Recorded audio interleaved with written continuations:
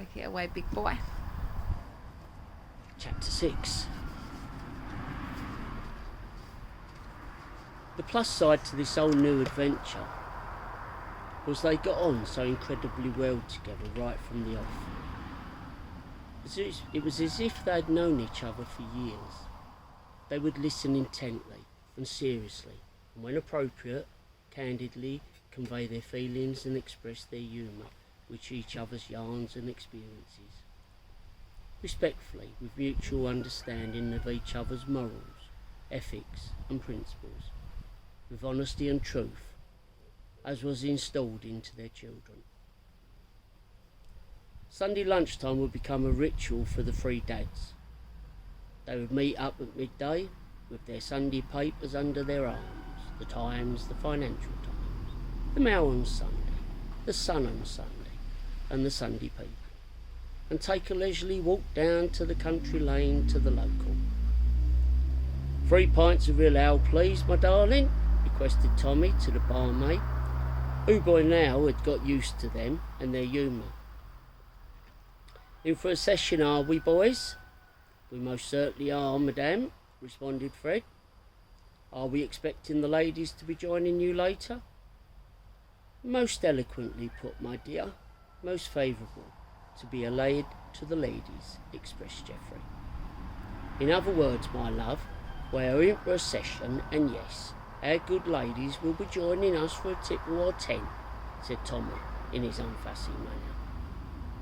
Over the next 2 hours they would sip their ale, and they would have a few, reading their papers intensely, front to back, back to front, swapping about, interrupting only with the occasional banter. I see your team won again, Tom, enthused Fred. Yes, my mate. A great result, replied Tommy, smiling. Was they playing the local girls' school? Whispered Geoffrey. Here, Fred, did you ever see photos of Geoffrey in his school outfit? No, Tom, I didn't. He wore a wig then, only with his hockey stick in his hand and a skirt on. St. Trinian's by any chance, was it? You finished reading that, or you still looking at the pictures? Geoffrey quizzed Tommy. Now, my lord. You're too old to look at page 3. It's like being the Sahara Desert in here. You could die first, moaned Tommy Senior, shaking his empty glass and winking at Geoffrey Childs. I suppose it's my turn again, slipped in Geoffrey quickly. Again? Again? The last time you bought a drink, it was VE Day, said Fred Miller from behind his newspaper, without raising his head. That's only because it was a tanner a pint, chuckled Tommy. You know he still thinks white fiver's a legal tender. He used to have a slate in the old pub, you know, gestured Geoffrey to Fred, pointing at Tommy. Interested? Did he ever pay it? Asked Fred. Nah, he got wiped out, stated Geoffrey. How come such good luck? Asked Fred. Doodlebug, dear chap. Second World War cracked up, Geoffrey. I hope you're not insinuating that I'm mean, asked Tommy, through his belly laugh.